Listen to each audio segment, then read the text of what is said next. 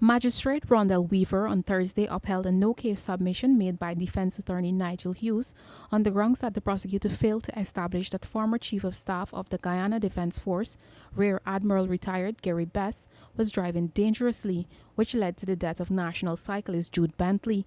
The case was prosecuted by Shalon Daniels. Bentley was killed on the Rupert Craig Highway on February 8 while training. He was struck down by a Land Cruiser driven by Bess. His father, Jude Bentley Snr, told the newsroom that he will soon be meeting with his attorney to have the decision appealed in the Court of Appeal. The decision was outrageous by the magistrate, knowing that that man had killed my son. It's a life lost. And he just walked free out of the court. I only saw him but 3 times in court. We never spoke. He never said anything to me. Were you in court yesterday? I was in court yesterday.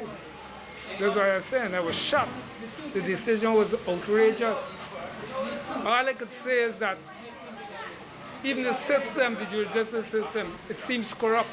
The Director of Public Prosecutions late February had recommended that Bess be charged for Bentley's death. Bess, 61, of Sparendam, East Coast, Demerara, had pleaded not guilty to the charge. Bess was out on $500,000 bail during the trial. Meanwhile, last month, Hughes made a no-case submission calling for the charge to be dismissed against his client on the grounds that the prosecution failed to prove key elements of the case. But Bentley Snr on Friday explained that the magistrate on Thursday ruled that the breathalyzer test used in the investigation was not standardized, and so the results were invalid. The police had claimed that the former Army chief was found to be way above the legal alcohol limit when he was tested.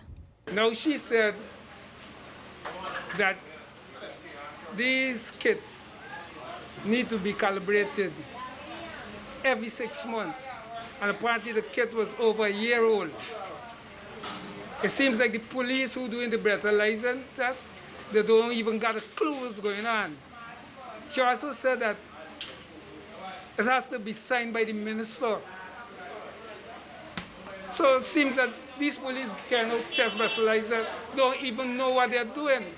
According to the father, the magistrate, in arriving at her decision to let Bess walk free, stated that the cyclist's bicycle had no reflector lights on the morning of the accident.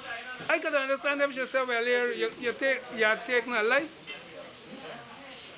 So take 6 weeks community service, take 3 months community. Seeing that this man got all these accolades, they say he's this man, he's the man, he get this other presentation from this. You understand? What you learn to take for charge this man from the first instance? This man killed my son. It's the first day in court, about 3 o'clock the afternoon, the day before the trial, the man. Actually a month, they went pussyfooting all the time. The justice system, it sucks in this country. The sheer corruption. Bentley, who was also a businessman, started a movement, 592 Bike Life, aimed at empowering and bringing youths together. He represented Guyana at international cycling events and even rode for Trinidad. Reporting for the newsroom, I am Isanella Pato.